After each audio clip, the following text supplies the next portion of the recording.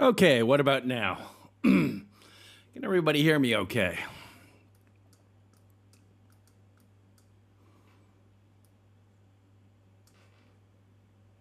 All righty. Okay. Thank you very much. Sorry, just let me load the poll and we'll get going here. Oh wow. Okay.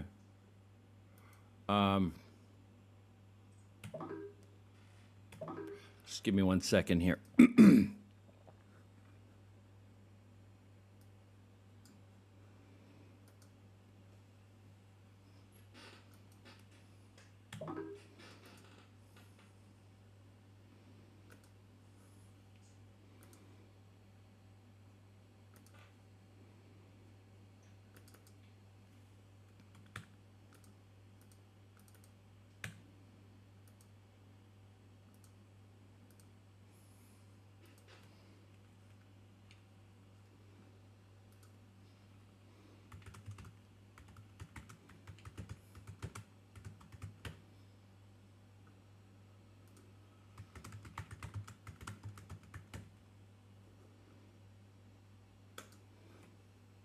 Okay, two-question poll today.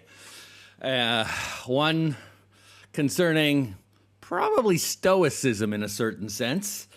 The first question. By the way, don't worry, I don't share your answers with you, and I don't take all this too seriously, so don't get too hung up on some of these questions. Okay, so what we're going to do this week is we're going to devote ourselves to the Stoics. The Stoics with the Epicureans are two of the major schools after Aristotle, right, called the Hellenistic schools. There is another school that I'm sometimes tempted to teach. Those are called the Skeptics, but I never seem to get around to that. I'm not that happy with the readings I put on e-learning for either Epicurean and Stoicism. So I've actually found a book called From the History of Philosophy. It's this one here.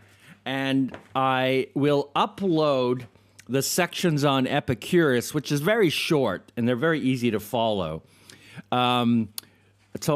Each one is only about 10 pages or so. So I'm going to upload the one on Epicurus and Stoics. I'd actually planned to do this before class, but I found that the scans were kind of crappy, and the files were actually also a little bit too big. So I will eventually get to doing that probably later today or tomorrow, okay? So you'll have a little bit more to read. All right. So to the Stoics. The founder of the Stoics, which is the image that I started off with, was not from Athens. Okay? He was actually from Cyprus, from the city-state of Citium. Okay, it was very common for thinkers back then to just have, or any people back then, to have just a single name. And so you would usually identify the individual, if they're famous, as, for example, Zeno of Citium, right? And there were many, many Zenos, actually, in the history of Greek thinkers. So this is Zeno of Citium, and the story goes that he was somehow shipwrecked in Athens, and there at Athens, he effectively began teaching. Now, the Stoics get their name not from a person by the name of Stoics. The Stoics actually get their name from a painted mural which was in the marketplace of Athens. So unlike Plato, who had his academy, unlike Aristotle, who had his Lyceum, and unlike the Epicurus, who had his beautiful garden, right, just outside the city walls of Athens, The Stoics actually met in a public place, and it was on the north side of the marketplace of ancient Athens, where there was this beautiful mural, a beautiful painted mural. And basically, it was like a porch with a painted mural called the Stoa Poika. And basically, actually, it's not called the Stoia Poika. Yeah, it's Poikia. And that's where they get their name. So they call them basically the Stoics thereafter. Now, the founder, Zeno of Citium, taught for about 40 years. He was succeeded by Cleanthes, and he was succeeded by Chrysippus. Now, between the three of them, they wrote hundreds of works, none of which have survived in their entirety.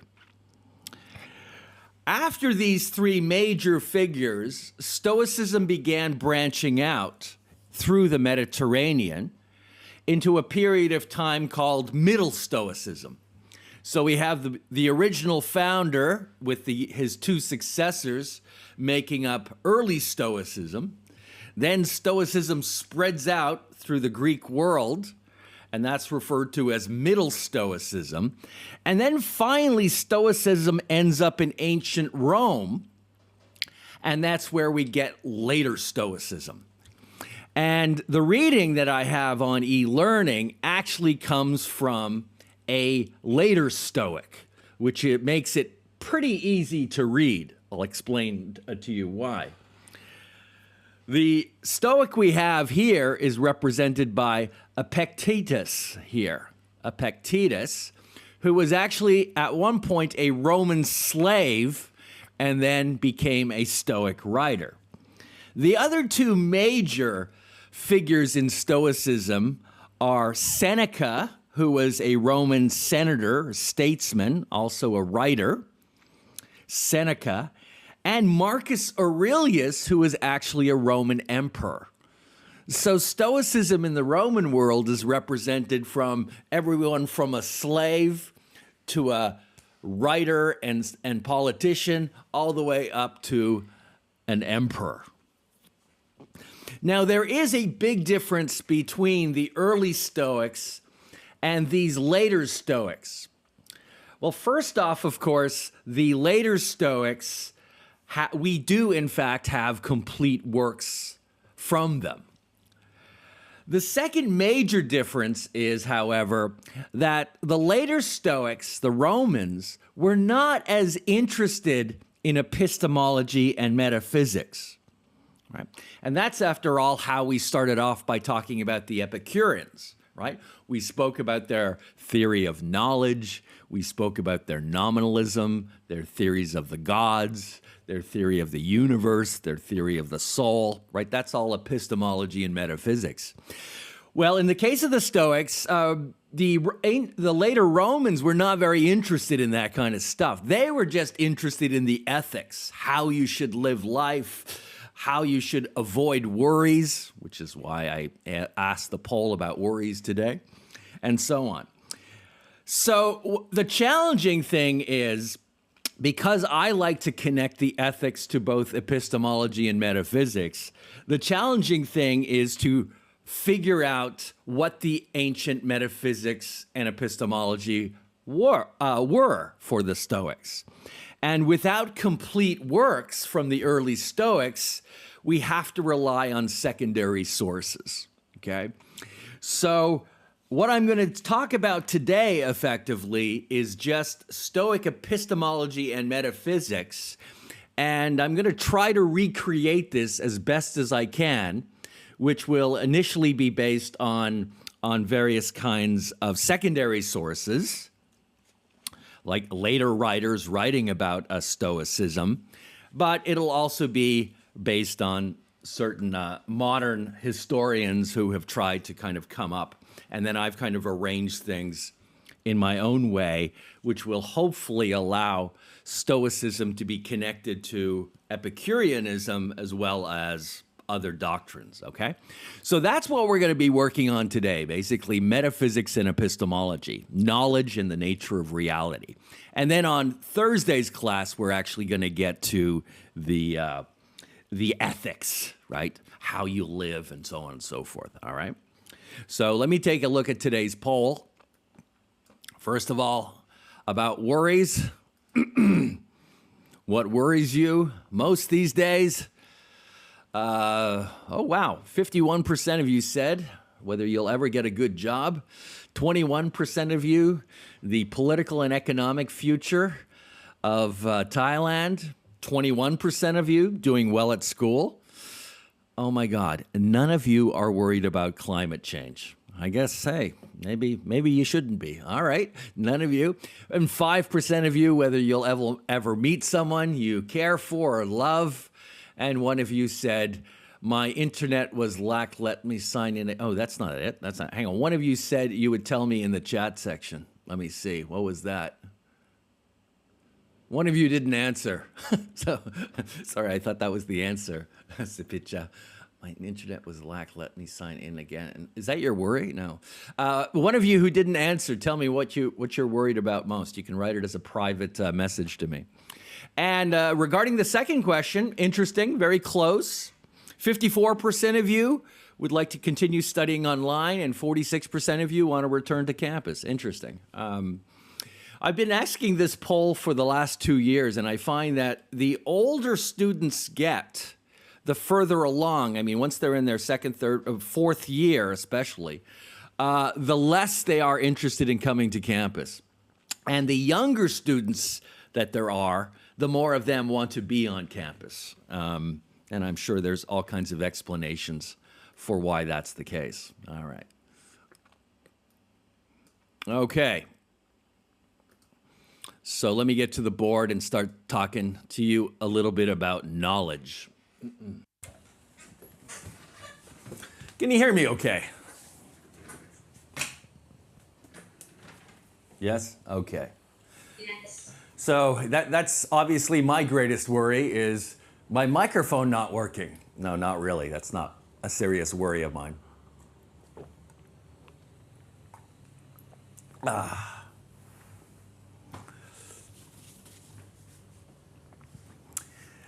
Now, when it comes to questions about knowledge, the Stoics start pretty much where the Epicureans do. Okay? But for them, their account of knowledge is considerably more complicated. They call the first step in knowledge an impression. And what they mean by an impression is merely something like a sense perception. So all knowledge starts off with some kind of, their word is impression, we can use the word sense perception. Okay. So all knowledge starts with that. So it starts off with seeing something or hearing something, maybe smelling something, right? So that's how any kind of knowledge starts. Now, while knowledge starts in the same way, the Stoics are very different from the Epicureans, because the Epicureans thought that sense perception could never be wrong, right? But the Stoics disagree. Now, the reason the Stoics disagree is probably because they think that the information we get from our senses is in fact not just of particular things, right?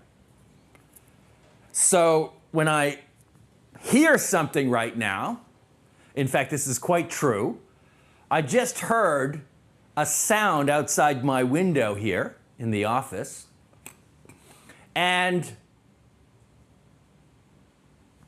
my hearing made it sound like, I interpreted my hearing as rain falling. So I'm hearing rain falling, right? Now, The Stoics, because they don't believe that your sense and perception is of a particular thing, it's always going to be identifying something from the outset. So you can't just hear something, you're hearing that rain is falling, right? That could be wrong, right? And so this requires a second step, which the Stoics call an assent. Now, all that means is to assent to something means, in a way, to agree to it. It's almost like your impression is telling you something, and you, as a rational human being, can agree to that or disagree with it, right? So I hear that rain is falling. Now I can either agree to that or I could disagree with that. Actually, to be really subtle, there's a third possibility. I could agree that rain is falling, I could disagree with rain is falling, or I could remain agnostic. I could remain neutral, right? I could suspend my belief, as it were. And that's actually how assent is probably best characterized, right? Impression is a sense perception. Assent is whether you believe something or not. And in this way, impressions and assents are quite different. Because an assent is voluntary, right? It's an act, it's a free act of the mind. An impression, however, is not voluntary, right? You can't help but hear what you're hearing, right? If you're hearing a sound outside your window, it's not like you volunteered to hear the sound outside your window. It's not some kind of act of free will, right? Rather, what's happening is you're given information as though someone is talking to you, but in this case, of course, it's just your senses collecting information. And then you as a rational being can either accept it or not accept it. And that's actually a nice way to put assent. You're accepting the information. You're believing it, which is a voluntary act. Now, often, the impression alone is not enough to give us evidence or give us support for the belief, right? Often we require different kinds of things to support the belief in addition to the actual impression, okay? So this added information or added justification, which is also voluntary, is called a cognitive impression. However, a better word for us is simply to understand it as beliefs that justify or support the assent.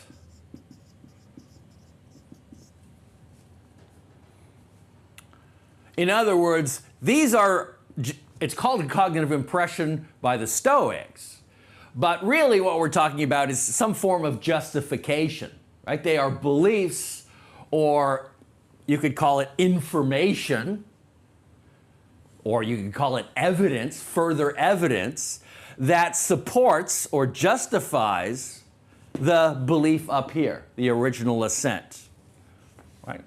You could call that the original assent, okay? To support the assent. What I mean here is just number 2, support the assent, right?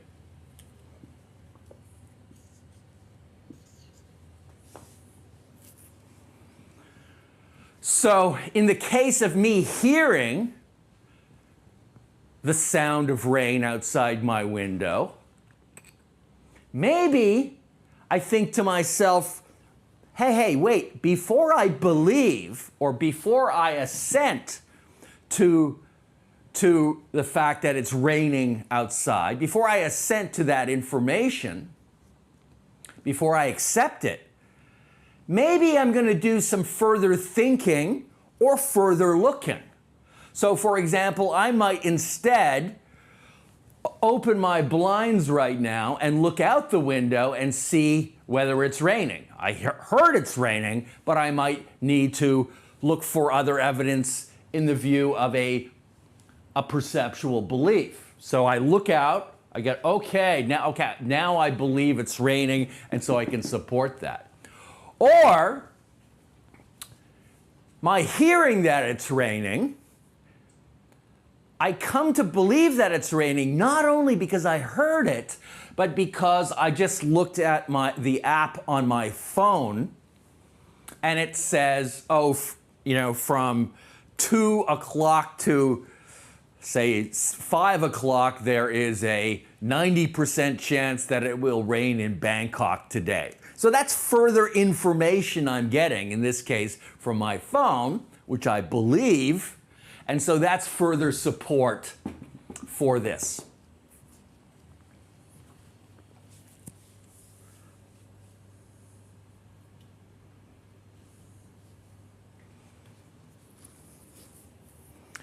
Now, is this knowledge yet? Right? The whole question is,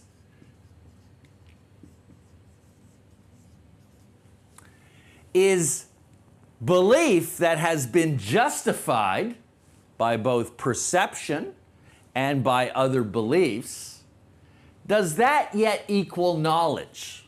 Right? Just because we get from here to here, can we get from here to here just like that? Right? In other words, is justified belief, this is the justification part, right? Is justified or supported belief enough for knowledge? Well, for something to count as knowledge, besides being a justified belief, what else would the belief have to be? Could somebody say? Is a justified belief always equal to knowledge, is my question.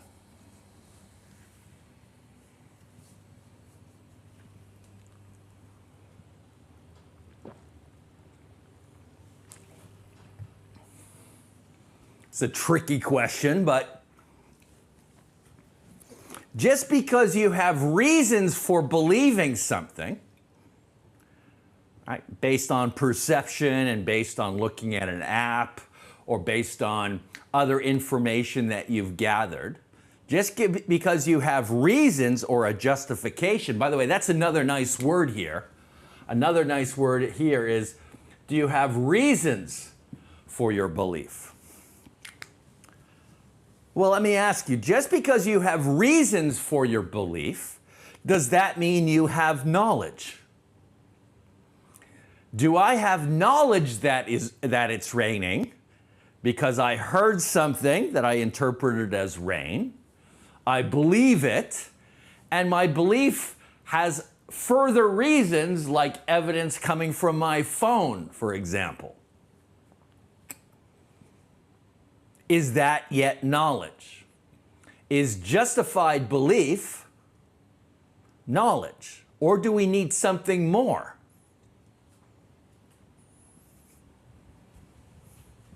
Is justified belief knowledge?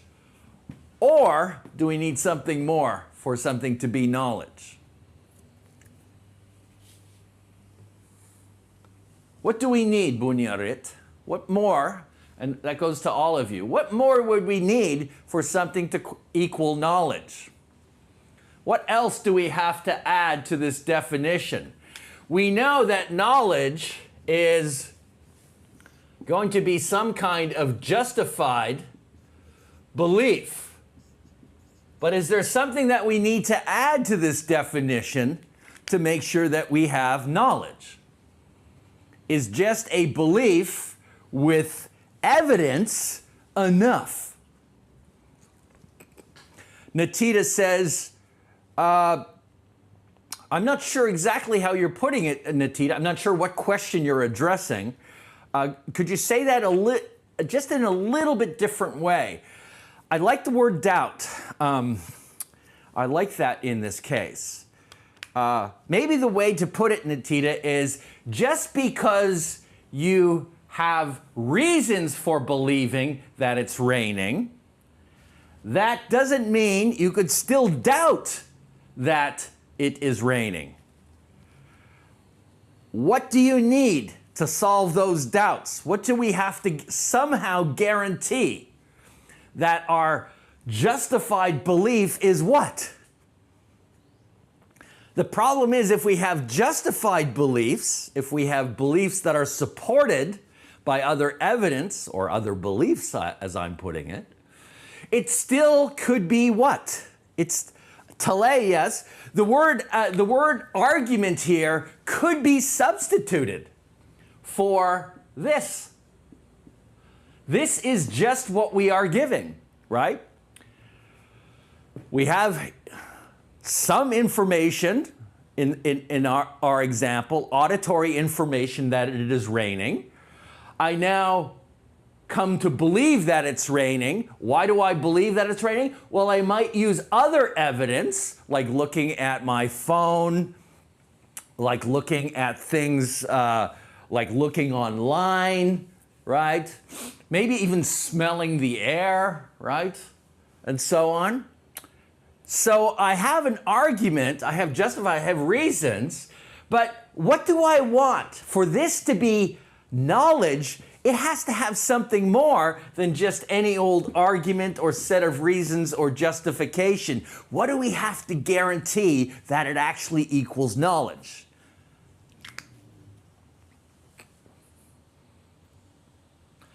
What's another word for fact? I like that word. A proof, Suvayak, is just part of this. This is part of, hopefully, proof. But I know what you're getting at, but you'll see in a moment. I like the word fact. Truth. There it is. There it is. There it is. What we want from knowledge is that it's true, right? We don't want just justified belief, but for something to qualify as knowledge, we want it to be true, right? It's only when our justified beliefs are true, then we can say, oh, now you have knowledge that it's raining, right?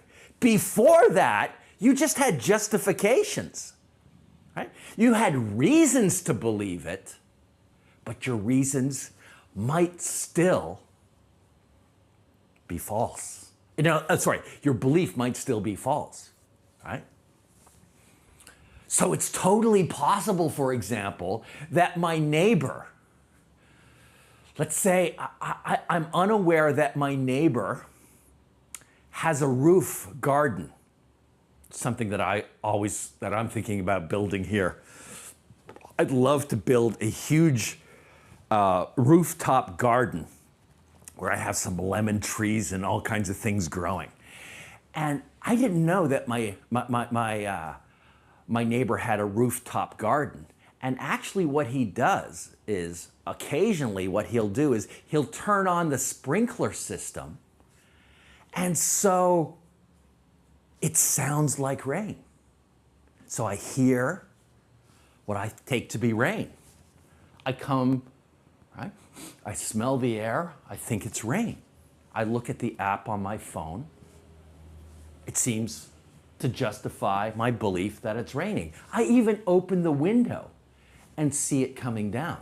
And the question is, based on all that evidence, right? All that justification, it's another word here, further evidence. These are all just synonymous, right? This is the support for the belief. This was an initial support, But this is the further support for the belief. But the question is, could I still be wrong?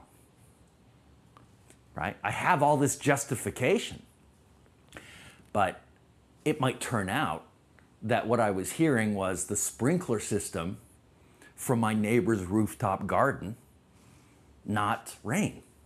So justification alone, that doesn't get us to knowledge. And in a certain sense, this is where epistemology starts. The subfield in philosophy called epistemology often starts, the most fundamental issue is how do we get from here, from justified beliefs, to here? And I'm not going to go too much into it, but I want to get into it a little bit, because this is where all the fun stuff happens. So how do we get to true justified belief?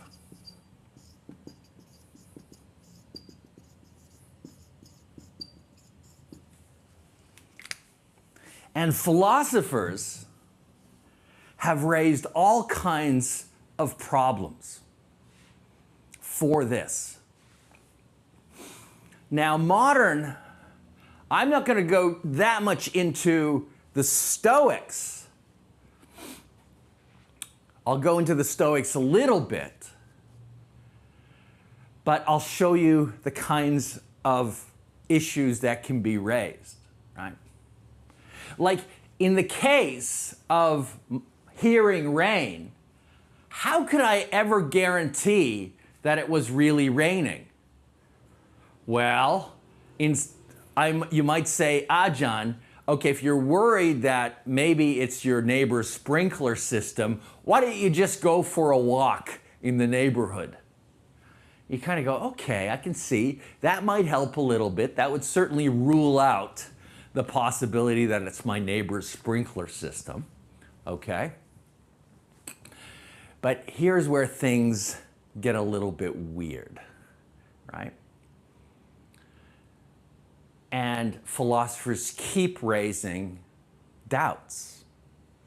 What if what was happening was in my whole neighborhood, a bunch of very quiet helicopters were dropping water down onto my neighborhood because there was a film production happening. And they wanted my neighborhood here in Bangchak to look like it's raining. And well, you say, okay, Ajahn, just slow down, okay, maybe going for a walk won't solve that, but maybe having some kind of drone or aerial view, right, looking carefully at the evidence, right, talking to the people at the meteorology center, and is it raining, asking them for it. Okay. And now we get into the real fundamental stuff that epistemology likes to play with. Now we're going to touch on this later on when we do Descartes at the end of the term, but let me give you a little taste of it. Right now, most of the information that you're getting, your evidence for the fact that it's raining, is somehow, whether directly or indirectly, coming through your senses, right? You hear that it's raining, you see that it's raining, right? But also some of these indirect justifications and beliefs, like you look at your app and you read that it's raining. Now you're not seeing that it's raining when you read that it's raining, but presumably you're using what you're reading as further support. The same goes when you talk to the people at the weather center here in Bangkok, and you say, is it raining right now in Bangchak? And they say, yes, it's raining right now. Although I'm not hearing the rain, I'm hearing their voices giving me information. So in a way, I'm always somehow, whether for direct evidence or indirect evidence, relying on my senses, my seeing, my hearing, and so on. And this is where philosophers raise the problem. How do you know that you're even awake? Right? How do you know that you're not sleeping? So doubts or skepticism can be raised in a more general way. Let's call this the general doubts or general skepticism. What if you're sleeping? Right? You're hearing something in your sleep. You think that you called the weather center in Bangkok. You think you've opened the window, but actually you were asleep during all of this.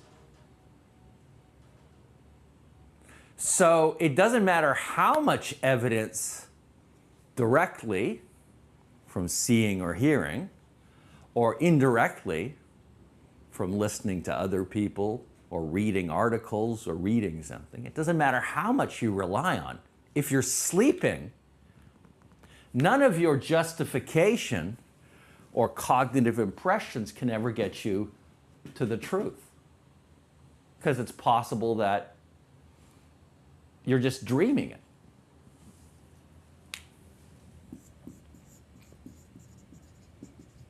And a more radical suggestion, which could be put into modern ways, is how do you even know that the experiences that you have ever had have been genuinely of a world that is like your experiences tell you? Let me explain.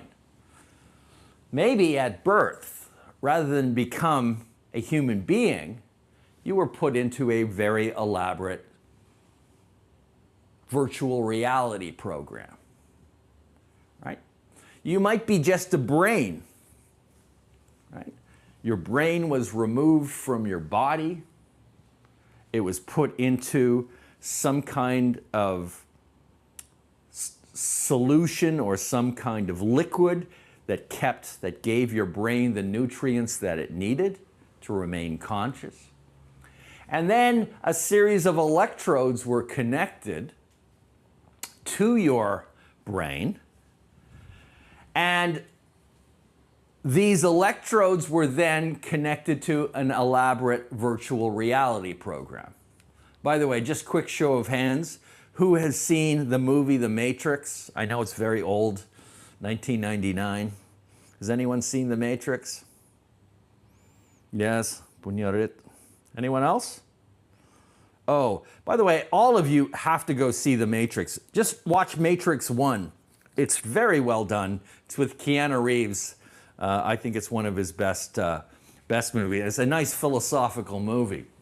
So the idea here is, what if you are a brain in a vat? A vat here means like a bowl or some kind of jar, right? You are a brain in a vat connected to a virtual reality program.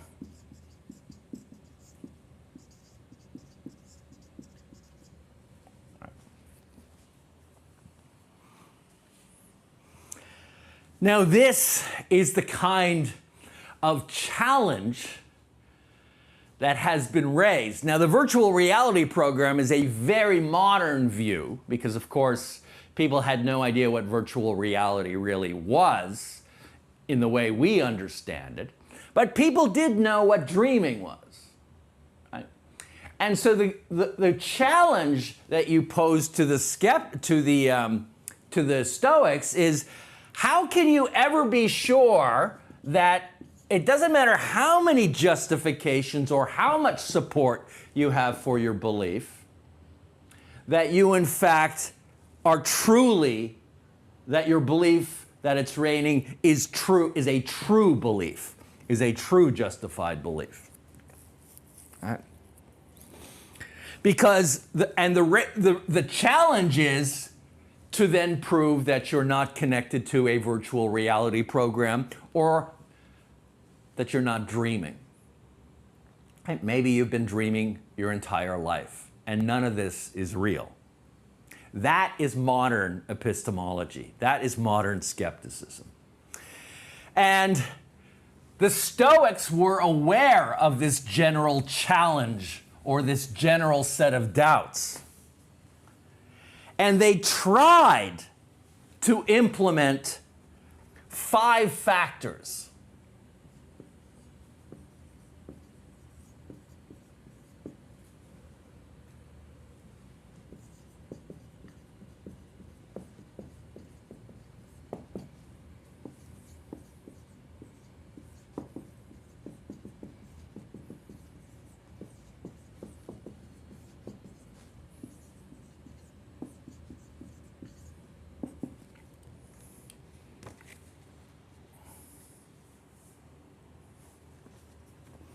The first is you have to guarantee that nothing, I'm going to recall all of these, sorry. Nothing is wrong, 1, with your sense organs.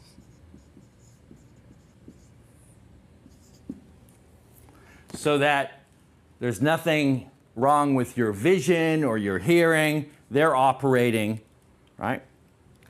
Nothing is wrong with the object being sensed. I'll try to get into each one of these. I'll do my best to explain. There's nothing wrong with the place or the conditions, right? I'll explain each of these. With the place,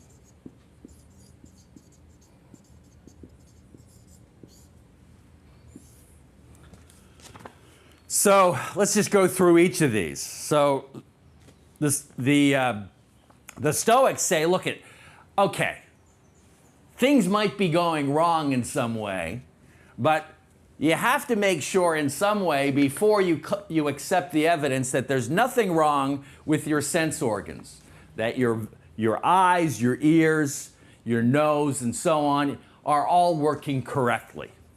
Number 2, there's nothing wrong with the object that's being sensed. I guess what this means is that this isn't some kind of transparent object, or it's too quiet to be heard, or something like that, okay? Right? So that this is, whatever the object of your perception is, it is something that is detectable by your sense organs. Number 3, the place that you're sensing the object or the event happening is, for example, it's not too far away.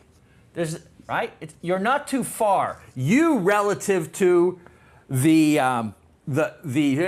your distance is okay. You're not too far, right? There's not something in your way, right? Nothing's blocking you from hearing it, and so on. The manner. I think what he means by manner is that the actual conditions For example, the lighting and auditory conditions are correct. And lastly, there's nothing wrong with your mind, meaning that you're not too tired, you're not drunk or high, right? You're somehow, you don't have brain damage. Your mind is somehow working correctly. Right? So this is what the Stoics said. Okay, I know you've got doubts. I know you have doubts that you can raise against justified beliefs being true. But what we're going to do is we're going to say, okay, just these, as long as you follow these 5 guarantees, right? You have to guarantee that there's nothing wrong with your sense organs. There's nothing wrong with the object. I mean, the object is something that you can sense. For example, it's not too small or not transparent or something like that, right? The place that you're sensing, you relative to the object are not too far away, right? The distance isn't too far. There's nothing blocking you and the thing that you're sensing and so on. And also the conditions in which you're sensing, right? Generally speaking, the lighting conditions or the sound conditions. For example, if you want to hear something, you have to make sure that, for example, there's not too much noise outside or not too much noise in your room. Right? Or it's not too dark if you're trying to see something, right? So that the lighting or auditory conditions are right. And lastly, you have to make sure that you're not drunk or high or mentally impaired or something like that. Now let me ask you,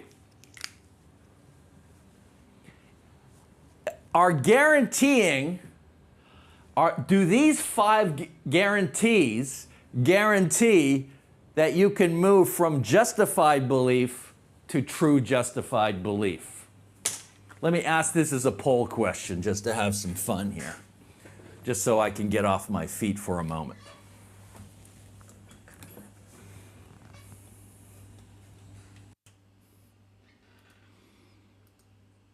So the question now is,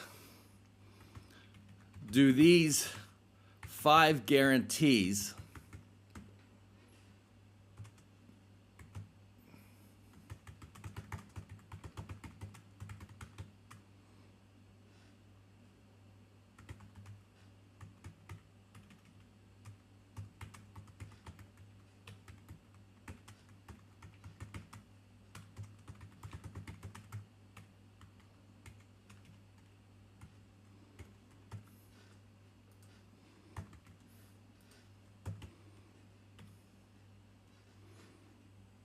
All right, so the poll question is basically, do these 5 guarantees that the Stoics have suggested, do they ensure that when you have a justified belief, that your justified belief will necessarily be true?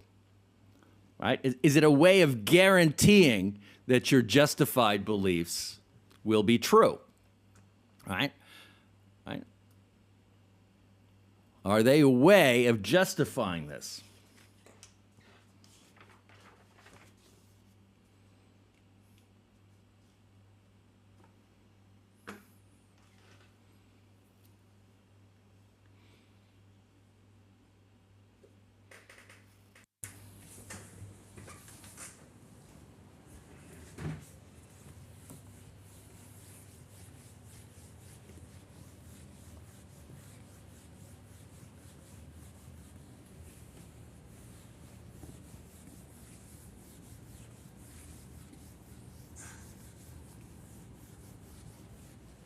See how we're doing here.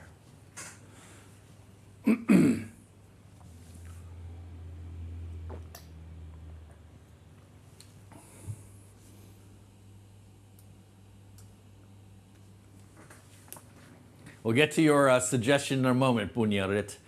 I got 6 more people to answer. I'll give you another 10 seconds before I close the poll. Still 5 of you who have not answered.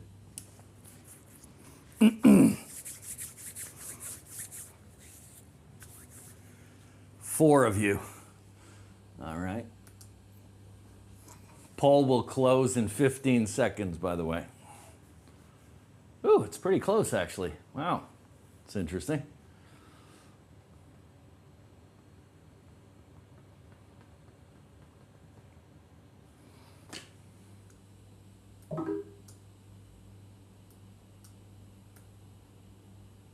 Ah.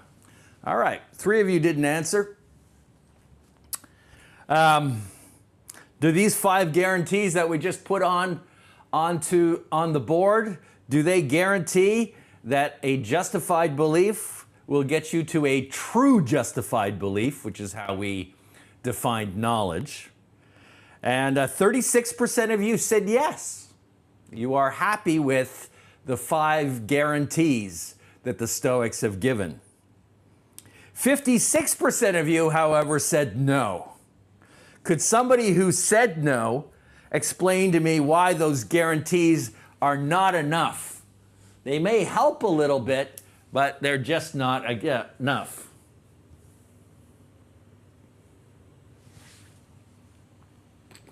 So Bunyaret says, look, what if you're dreaming, but your dream is so realistic that you can't tell?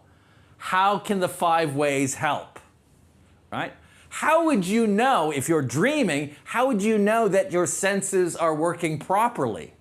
You might be dreaming that you're in a doctor's office that says, oh yes, your senses are working fine. Your mind is okay, right? I mean, it's very difficult to get there, right? And Lao Tzu has said the most important problem is from the organs. It's inaccurate in either eyes, nerve, or brain. Sorry, Lao Tzu, your answer then is no, is that right? Do I have that right? Yes. Okay.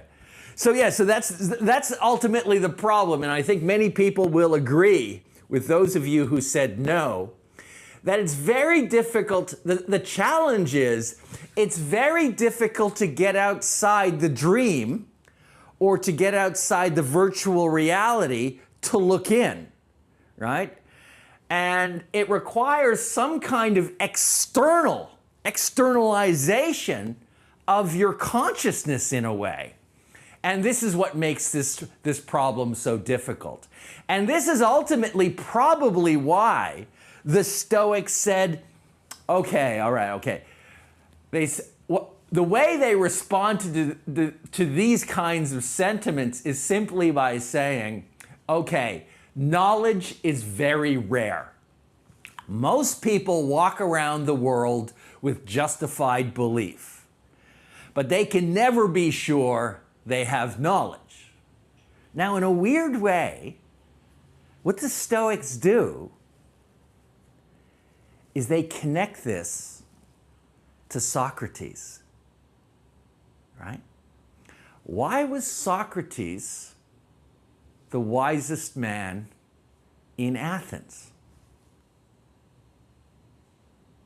Does somebody remember? We started off this term in week 2 about the story of Socrates. One of Socrates' friends visits the Oracle of Delphi, and the Oracle of Delphi says, Socrates tells Socrates' friends that the wisest man in Athens is Socrates. And what does Socrates do? He goes on this mission and has conversations with people who claim to have knowledge of stuff.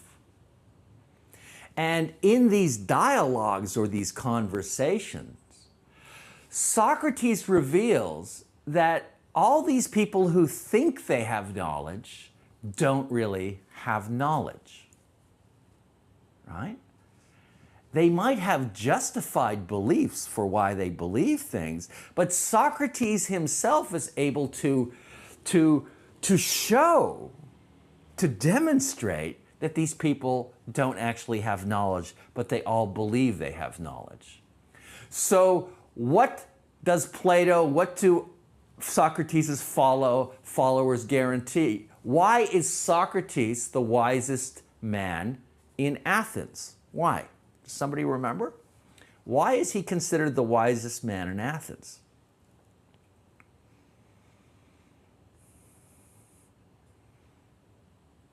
Because why? All those people that he's the only one who knows. Socrates is the only one who knows.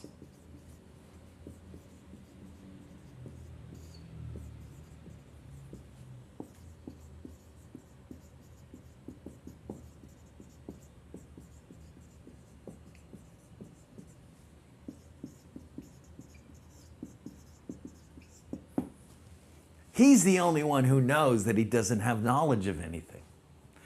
And that, arguably, is a form of knowledge.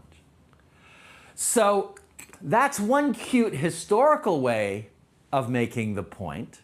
But another way is saying the Stoics, they call that person who so rarely has true justified belief, they refer to such an individual as the philosophical sage. And remember, the word sage actually just means wise man. Comes from the same word as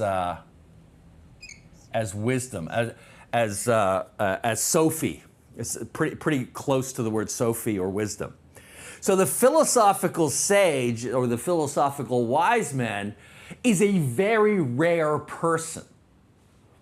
And the Stoics suggest that Socrates is an example of one of these. But for the most part, most of us will never go through life with actual knowledge. We might think we have knowledge, but at best, we have justified beliefs. All right. We'll get back to Socrates and the importance that this has on ethics on Thursday. All right.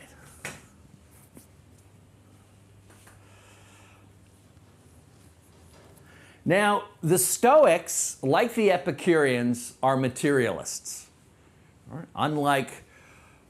Unlike Plato for sure, kind of unlike Aristotle, although Aristotle's a whole issue, right?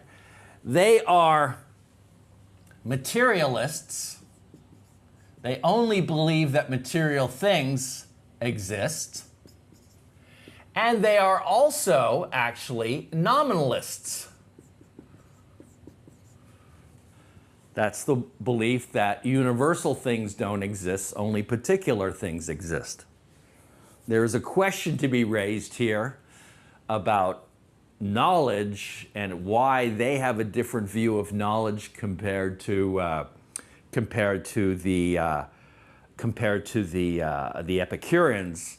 If somebody wants to raise that issue with me, you can do so in an email. I'm not going to touch on it now, but there is an important reason why they don't believe that experiences can ever be particular, but that's a whole that's something else.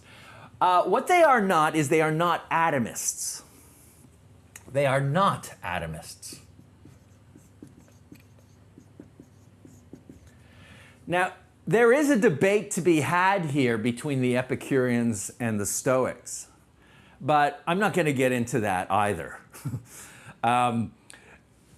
This gets into ancient Greek, both pre-Socratic thinkers, Plato, Aristotle, as well as Hellenistic thinkers, Greek thinkers, and this whole debate about atomist versus non-atomist. It's really a debate about whether there are units of reality that can or cannot be further divided. Remember that the word atomism here in this context does not mean the contemporary conception of atom, right? Atom here means something that cannot be cut. And the question really are there units of reality that can no longer be cut? If you answered yes to that question, you're an ancient atomist, like the Epicureans. If you answered no to that question and believe that matter can be infinitely divided, that you can keep dividing it, kind of like you can keep creating smaller and smaller fractions, and there's absolutely no limit. If you believe that about reality, then you are not an atomist. Okay? There's an interesting debate, like I said, but we're not going to get into that. Okay? Here's something I do want to get into a little bit, and that is, what is a material thing?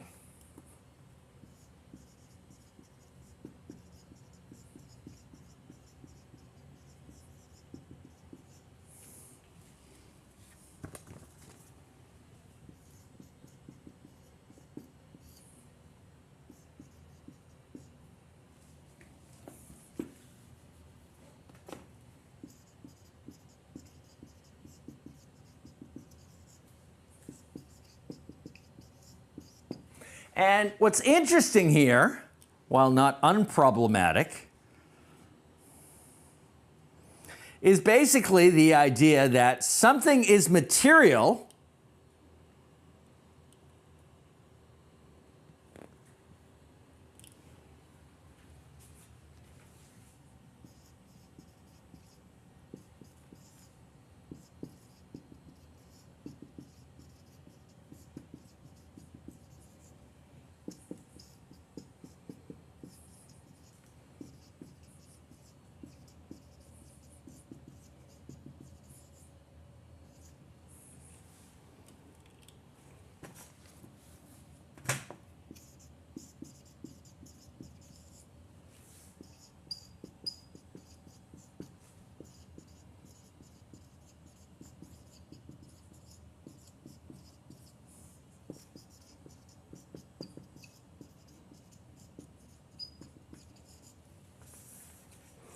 So what makes something material, or what makes it exist as a material thing, is that it can have a causal effect on something else that we regard as material. Okay. So the door, my hand and my body are material things because I can causally affect other material things in my room, in my office here. So for example, I can push this chair, right? So I've had a material effect on this chair. I've caused the chair to move, right? The chair itself is a material thing because it can, sometimes the wheel runs over my foot. Ow, just like it did. It's just stubbed my foot. So the chair can have a material influence or effect on me, causing me to feel pain, for example, when I stub my foot on its, or when it rolls over my feet. All right? A stone is a real thing. Or, let me see, do I have any hockey pucks in here? No, they're in my office. Okay. Oh, here you go. This coin is a real thing. This is cool. This is an ancient, this is a replica of an ancient Athenian coin, by the way. It's actually really good. This is a real thing, of course, because it can have a causal effect on the table. It falls and hits the table and makes a sound, and so on, right? So things, as long as they have a causal influence over one another, this is why we say that things exist, or they exist in a material way.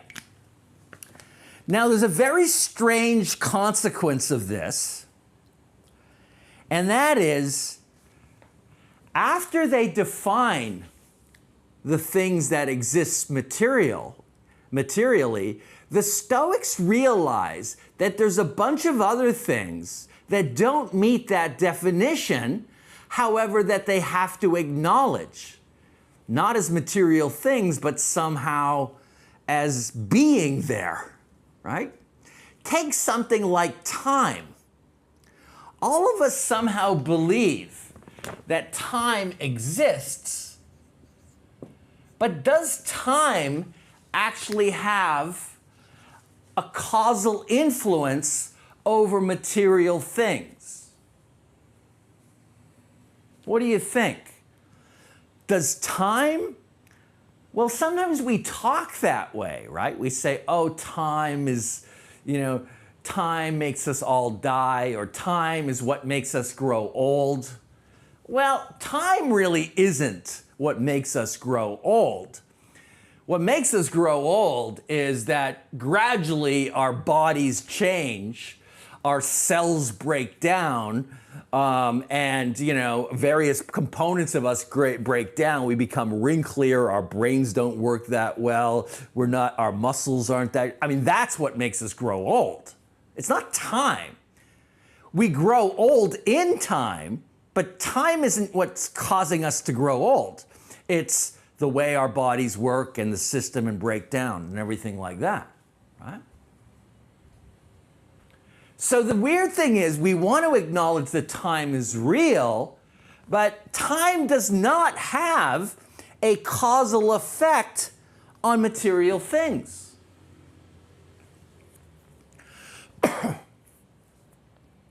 It's really weird, but it simply does not.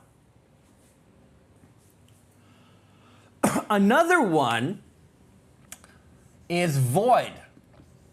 Now, void is just the ancient Greek word for a vacuum.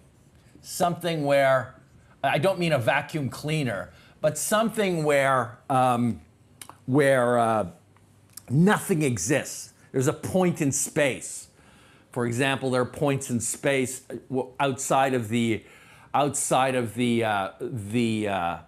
gravity, and outside, once we get into deep space, there are sections there where there's absolutely nothing. There are no atoms or anything like that.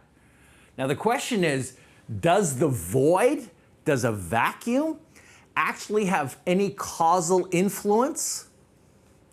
Well, the Stoics thought no, right?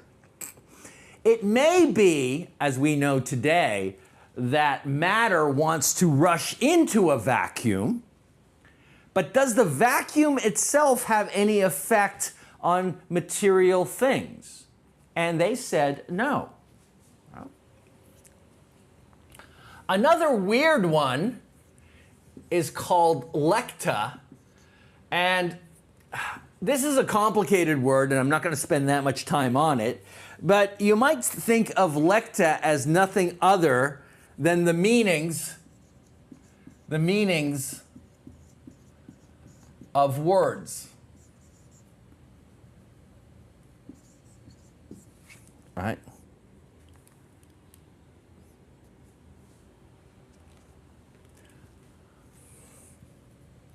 The meanings of words, especially common nouns, adjectives, and various other parts of language, prepositions, and so on. So the meanings of words, well, the words themselves, right, when I'm speaking right now, as I pronounce the sounds, those have causal influence because they create sound waves which go into my microphone, right? Get sent to my mixer, then to the switcher, then online, and eventually they go through the various internets and somehow come out and are processed by your computer and then reach your ears, okay? So that obviously has a causal influence. But what about the meaning of the word? Not the physical sounds or the written words, but the meanings of these things. Do they have any causal influence? It's a weird question, but the Stoics basically said no. Now, what do we do with things like this, with time, void, and lecta? What do we do with them? Well, the Stoics reluctantly say, listen, they don't exist, but because we need them, we're going to call these things as subsisting. They subsist rather than exist.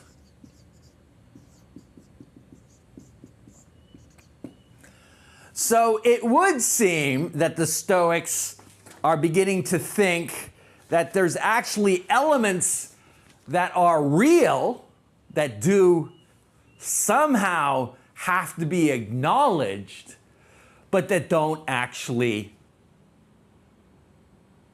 exist in the way material objects do, but we still somehow need them, theoretically, right? We somehow need them, theoretically, for one reason or another. So they admit that there are certain things that are not material, and these things are called time, void, and lecta, and they are called things that subsist. They're real, but they don't exist as material objects. Now, does that mean that the Stoics are not pure materialists? I think so, right? They don't quite go, they don't believe in forms or immaterial souls or anything like that. But they do believe that there are certain concepts or certain things that we have to accept that don't meet their definition of existence, of the existence of a material thing, but we still need them to understand how things work, and these are called, these are, at least these three things, time, void, and lecta, fall under this category of things that subsist rather than exist. Okay. God. Whew. If you remember, the Epicureans believed in God, but the gods were extraordinarily impotent, right? They had no power, or they certainly had no interest in human beings. That's assuming that the Epicureans really believe that gods exist. That's a question that we considered last week in a poll. Right? Do the Epicureans really believe that gods exist, given how we're supposed to know them? We know them while we're sleeping, and their influence hits our skin and enters our imagination while we're sleeping, and gods have absolutely no role. They're disinterested. They didn't create the world. The world is totally random, and they don't have any influence. They didn't create any moral laws for people, and they don't punish or judge people. And I mean, they're totally removed. The Stoics are going almost the other way. The Stoics have a view. They are materialists, remember, except for those things. They are materials, right? So if God exists, not just subsists, if God exists, then God has to be a material thing.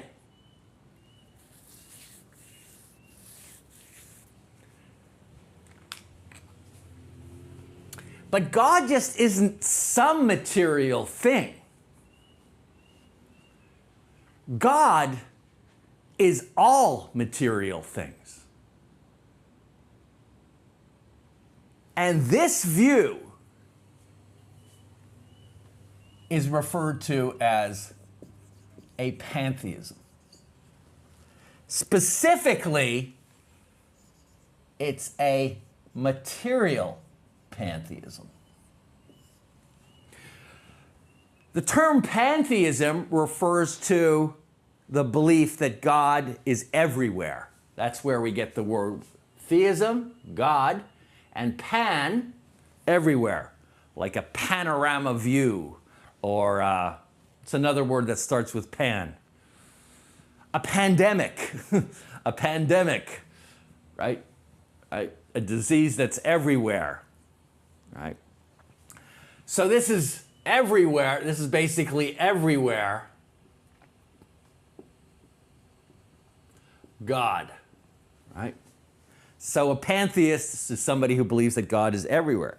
Now, because God exists in the Stoic world, God isn't just everywhere.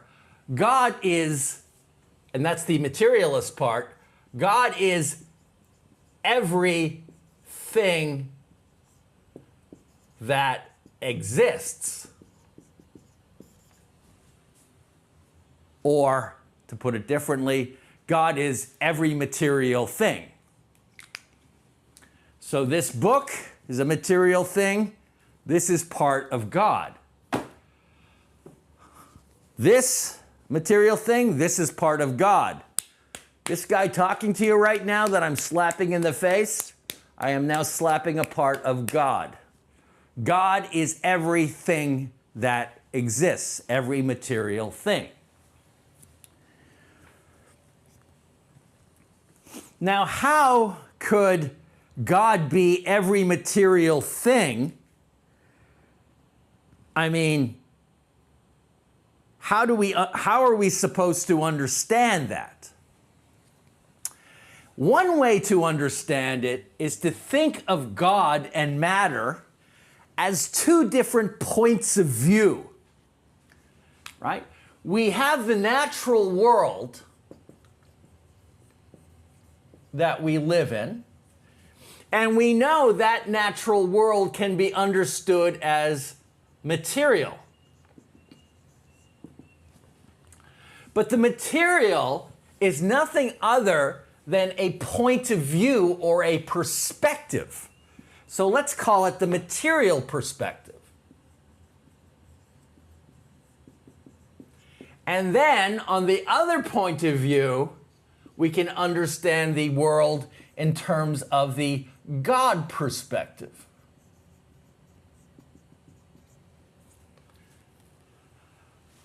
The material perspective is a passive perspective, whereas the God perspective is an active perspective.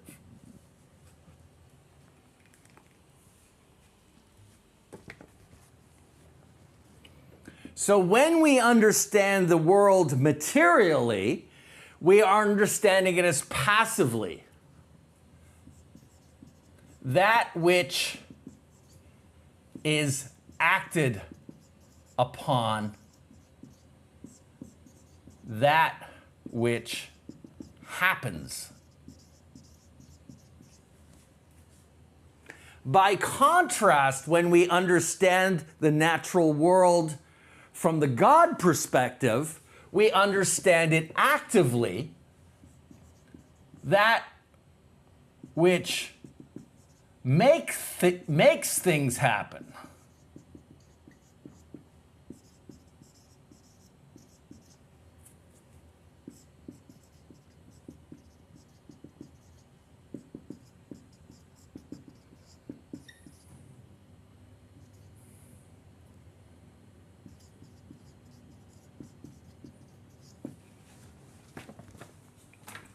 Now, are these two different things? No. The Stoics are materialists, right?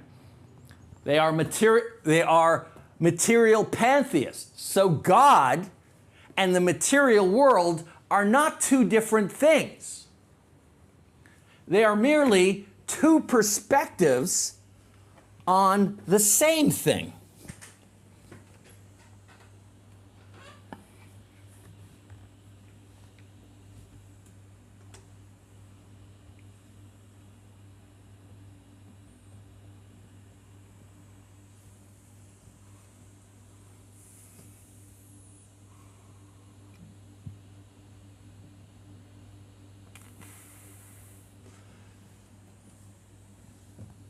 So some of you may be familiar here with this drawing. This is a drawing that can actually be seen in two different ways, or from two different perspectives. On the one hand, if you see this section here on the left, Sorry, I don't have a good, let me find a good, all right, there it is. That's pretty good.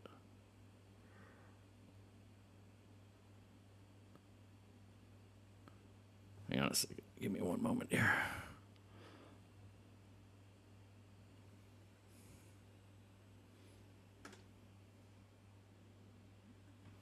So if you see the drawing now, where the top left is a beak that is open here, an open beak, and you scroll down here and then see this as the eye, there's a good chance you are seeing this as a duck. On the other hand, if you see here on the left, you think of this as a small mouth, and the eyes are facing forward in the mouth, and you see that these things are ears, you're seeing this as a rabbit. Well, which is it? Is it a duck or is it a rabbit? Well, the answer is it's both, and yet it's the same thing. There's only one drawing. There's only one thing there. We could perhaps measure it. We could speak about it generally as a drawing made up of black marks on a white paper, something like that. We can speak about it in a neutral way. But from one perspective, we speak about it in terms of a rabbit with ears over here and a mouth over here.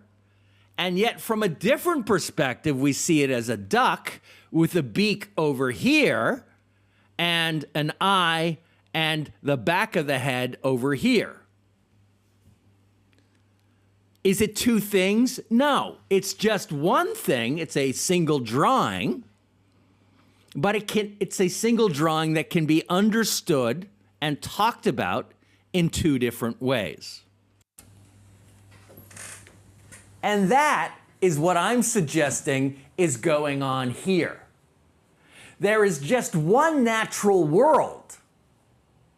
There is one natural world. But depending on what perspective you take on that one natural world, it can be seen from different perspectives.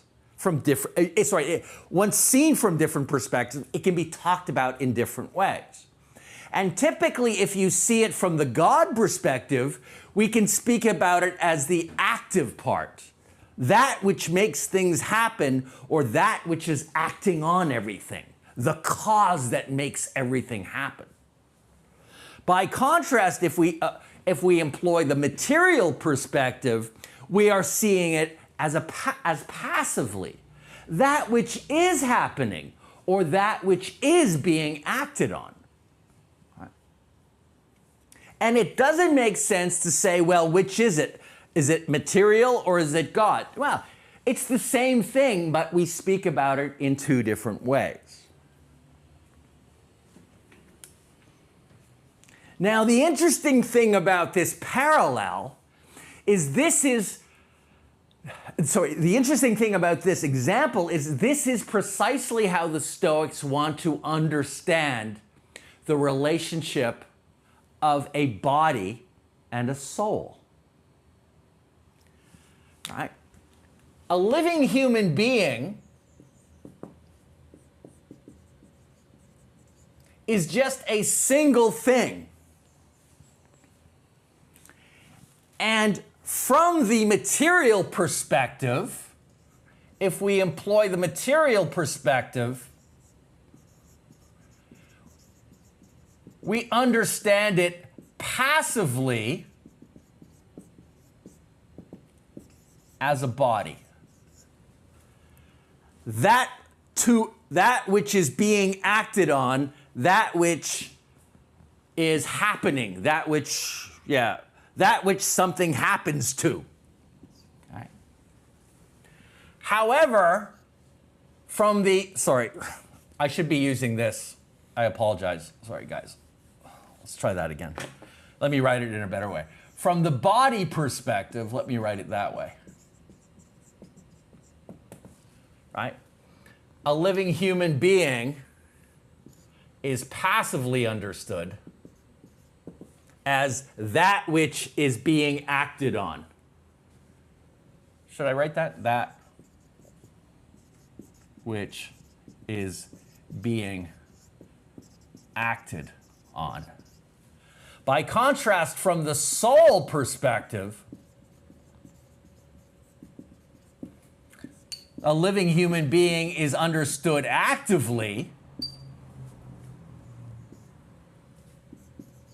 that which makes things happen.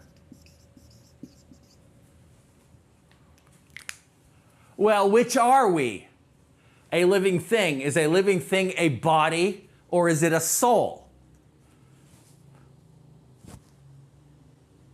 It's both, right? But the body and soul, the soul is not different from the body. It's not some immaterial object that goes on existing, right?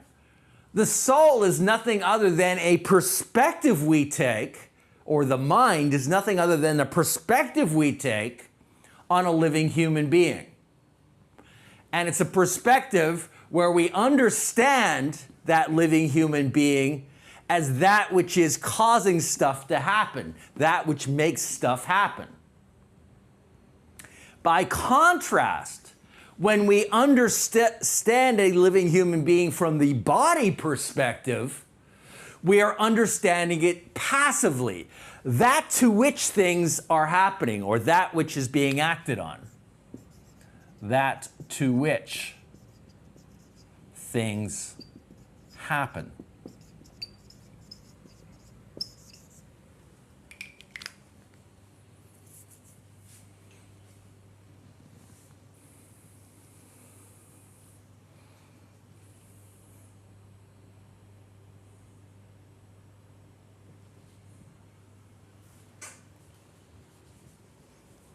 Now, I find this to be a very interesting point of view, a very subtle point of view.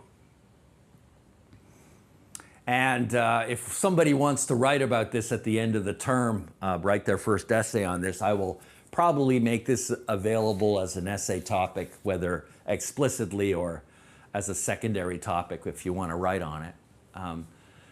I think this is a very interesting view. But let me get to the punchline of today's lecture.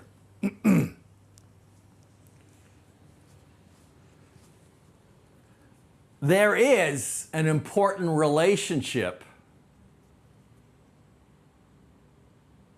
between the natural world and living human beings, especially when you understand the natural world from God's perspective, from the God perspective, and especially when you understand living human beings, which are part of the natural world, and you understand them from a soul perspective.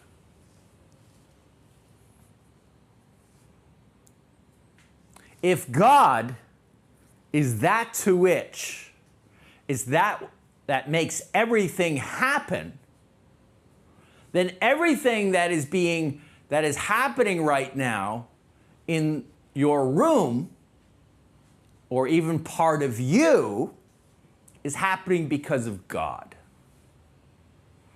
And this view that everything happens because of a cause, or some cause or other, or is determined by some cause, is a view that philosophers refer to as a determinism.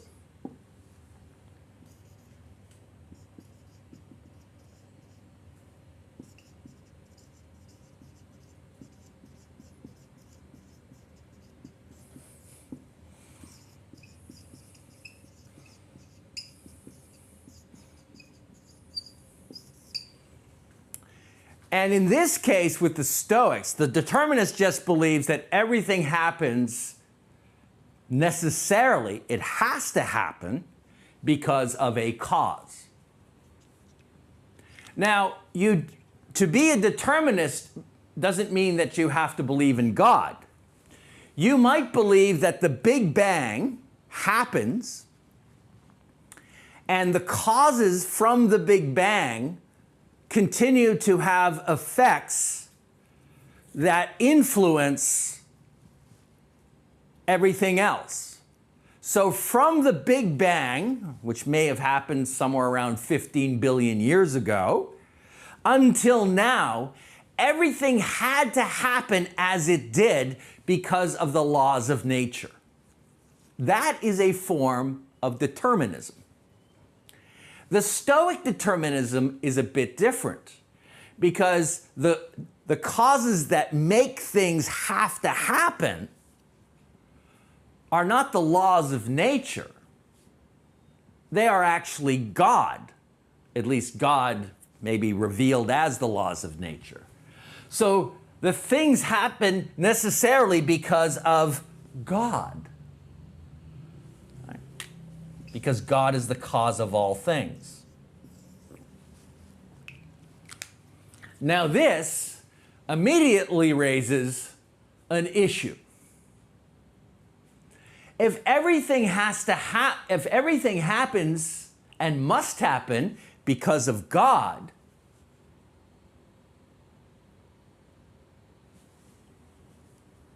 it suggests that living human beings have no freedom.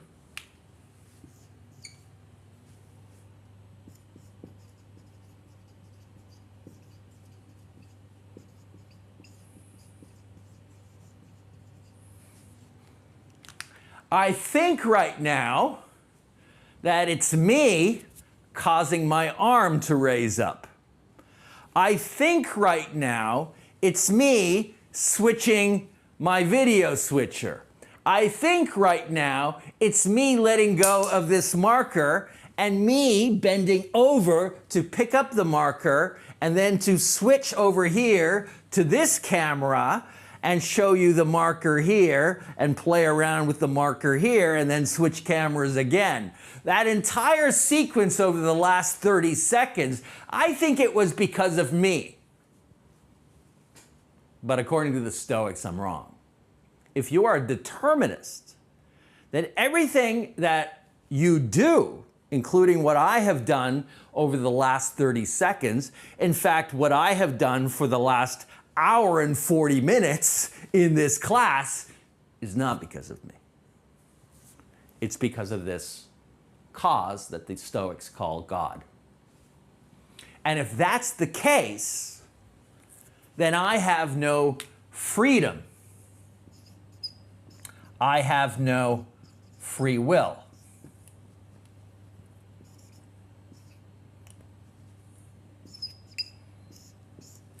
And if you have no free will,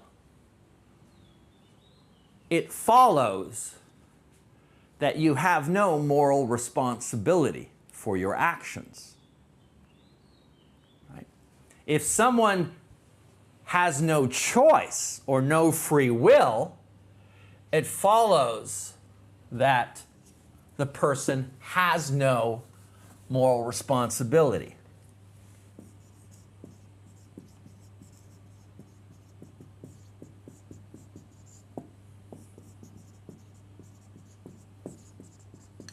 And what does it mean to have moral responsibility?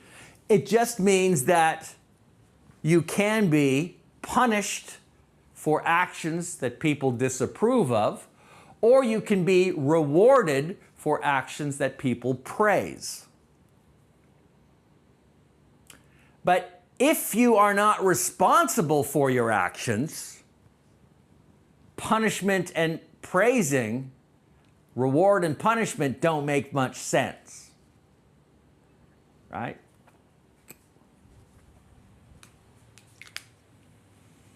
If I throw this marker against the board, I don't say, oh, I'm going to give you a prize because you hit the board, marker. Good job, marker. And now I'm going to have a parade for the marker, and I'm going to have a big celebration and surprise party for the marker because it did it didn't do anything.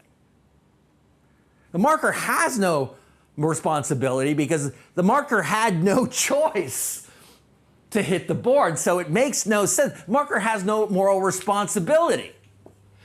And if humans don't have moral responsibility, they're just like the marker. All right? So it makes no sense if we have no moral responsibility to reward us or punish us.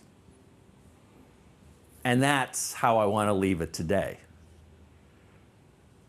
What the hell kind of ethics can the Stoics manage to present in the face of divine determinism, right? In the face of a purely deterministic God, a purely deterministic doctrine, where everything has to happen specifically because of God, who is the active part of the natural world, that which makes everything happen. So what do we do in a world like that? And that is where we'll pick up on Thursday. Any questions? I think it's a bit of Buddhism. We'll get to that. Yeah, we'll get to that. The Stoics, especially their ethics and what I'm going to talk about on Thursday, has a Buddhist dimension to it. So, yeah, I will mention that. But yeah, we can talk a little bit about just how much like Buddhism it is. Yeah. Hatsu. Yeah. Anyone else? Questions? All right, folks. Well, thank you for sharing your Tuesday. We'll continue on Thursday, and we'll get into Stoic ethics and their views about cognition and belief and the emotions and stuff like that. All right? Take good care. See you Thursday.